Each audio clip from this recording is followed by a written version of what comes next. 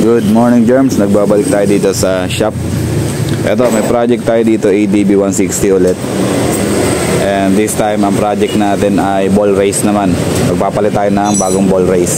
So, ang technician natin ngayong araw si Putol Papi MS. Hindi na muna natin masyado i-detail yung vlog natin, pero ang main purpose kasi natin ngayong araw ay ipapakita ko sa inyo yung mga special tools na ginagamit natin kapag nagpapalit tayo ng ball race. Noong nakarang araw kasi may post ako about dun sa stage 3 natin, yung pantanggal natin ng ball rail sa T-post. Ito yun, na-test na namin to, medyo nakalipas na rin yung mga 2 linggo siguro na ginagamit namin to. Sobrang effective nito, kaya ngayon ipapakita ko na sa inyo kung paano namin siya ginagamit. Ito yung bagong dating na tools namin, special tools yan. So, wala pa kaming ibang nakikitang shop na gumagamit nito. Mamaya ipapakita ko sa inyo kung paano to gamitin. And then ito yung isang puller natin. Mamaya ipapakita ko rin sa inyo kung paano gamitin. Ang karugtong niyan, ito yung pinaka-hammer niya. Ayan. Ayan yung hammer niya. Lagay muna natin dito sa baba. Tapos ito yung puller. The rest, yung pinapakita ko sa inyo before, ito yung sa thread, ito yung sa thread comp natin, parang castle wrench natin.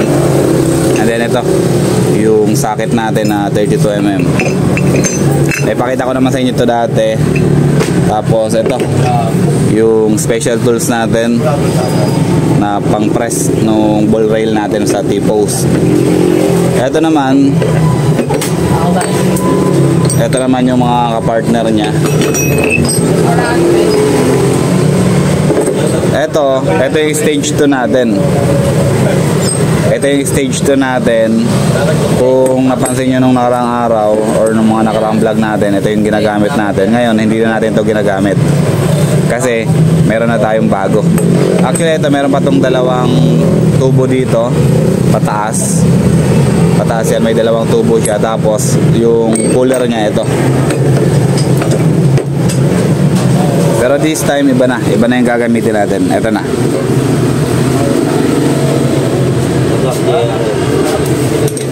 Antayin lang natin mabaklas yung T-post nito. Kasi okay na eh, nabaklas na yung gulong, nabaklas na yung caliper, nabaklas na rin yung kaha. Nabunot na rin natin yung manibela natin.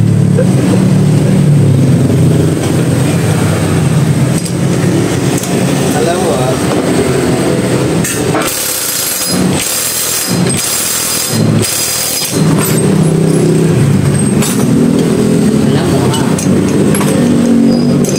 ganun lang kasimple yung pagtanggal ng 32mm natin na nut dito sa ibabaw.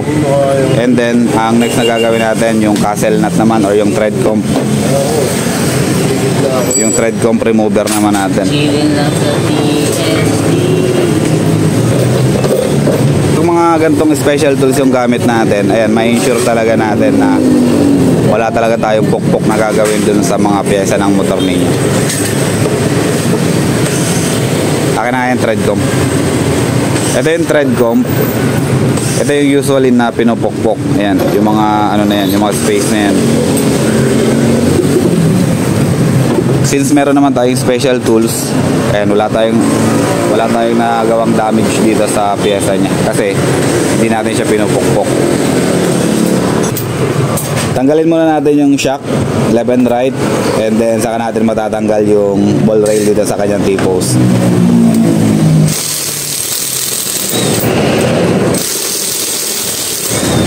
Sa mga gusto nga palang magpapalit ng ball rail, punta lang kayo dito sa JR Motorworks. Located kami sa 249 East Bank Floodway, Barangay San Andres, Cainta, Rizal. Along along highway lang kami. Ayan yung highway. Tapos pag napadaan kayo dito sa shop, hanapin nyo lang yung may pulang flooring. Alam mo yung bakit Putol Papi MS yung tawag ko dito? Tingnan nyo. Hey! Okay, first step na gagawin natin, tanggalin muna natin yung goma sa ilalim kung may goma. And then saka natin isasalang yung puller natin. Ito. Ayan yung puller.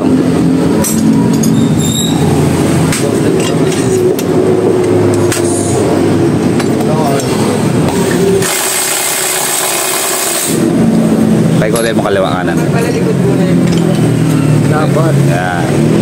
So, ganyan lang yan. Nakakapit lang siya dyan. Mahigpit na ba yan? Yes. Okay. Ang tight mo. Sige, hand tight lang yan. Tapos, ano yan, 21? 22. Yan. At mabot sa ano. Oh. Wait. Wait lang. Wait lang.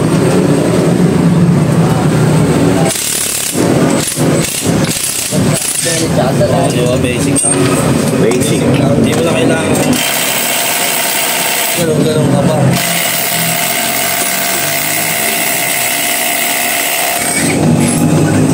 Ayun na.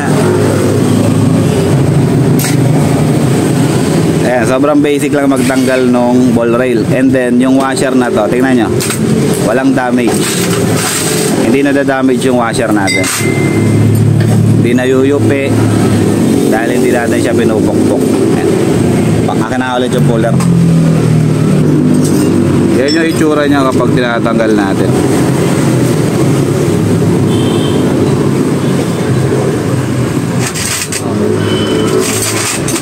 Ayos. Ayos na ayos yung special tools ng JR Motoworks. Sige, yung ano naman, mamaya na yan. Yung dito naman sa ilalim. After natin matanggal yung ball rail dito sa T-post, next naman natin yung dito. Sa ilalim. Set up muna natin yan. Yung pinaka puller natin.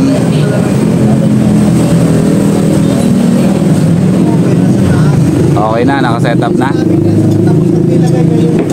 And then yung hammer naman. Ito yung pinaka-hammer natin.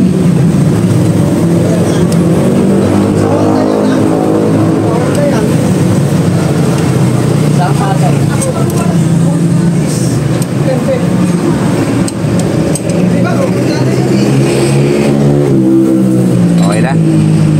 Oh, ano lang to? Very light lang yung pag-hammer natin dito. Malambot lang.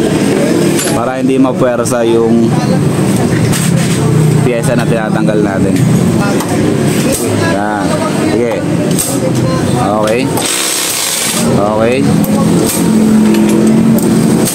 Okay. Last one. Okay. Okay na.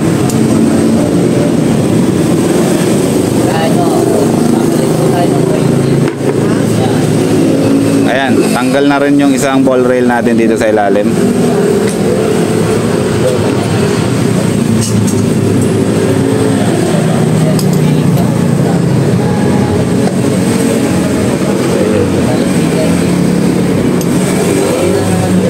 Wala tayong magagawa.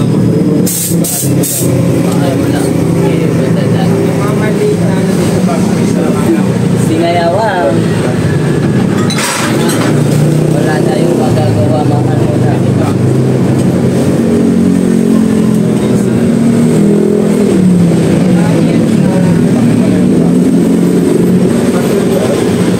Yung dito naman sa ibabaw, actually pwede naman natin gamitin yung puller na yon. Pero okay na yan, yung tubo na lang.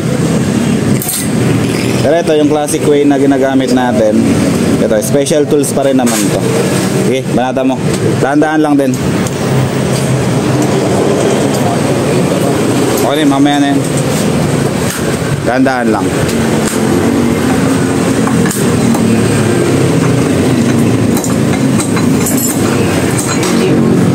Dito kasi sa area na to, sobrang light lang nung fitting nung ball rail dito, kaya hindi na natin ginagamitan ng puller. Konting tulak-tulak na lang ng tubo, tanggal na kaagad yung pyesa natin. Unlike dito sa ilalim, malalim kasi yung pagkakabaon nung pyesa natin dito, yung pinaka ball rail niya, kaya kailangan natin talaga ng puller. Okay, tapos na tayo mag-disassemble ng mga pyesa ng ball race natin.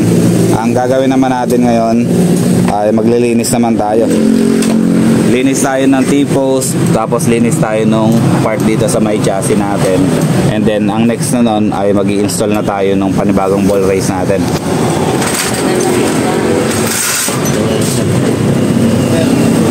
Dala niya to.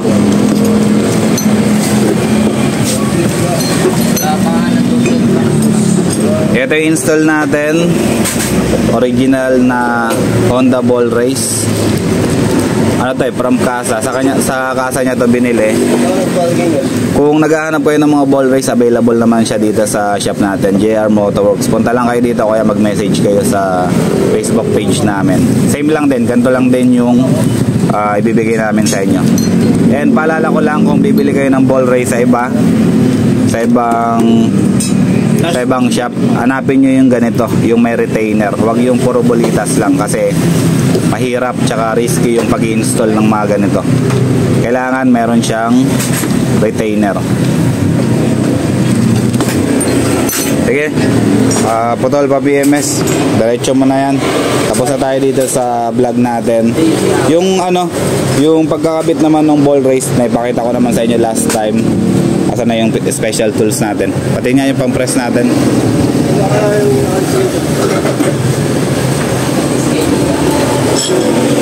Ito kasi yung ginagamit natin na pang-press. Pinakita ko na sa inyo to last time. Siguro mamaya kung magkaroon tayo ng time, papakita ko rin ulit kung paano natin ginagamit to.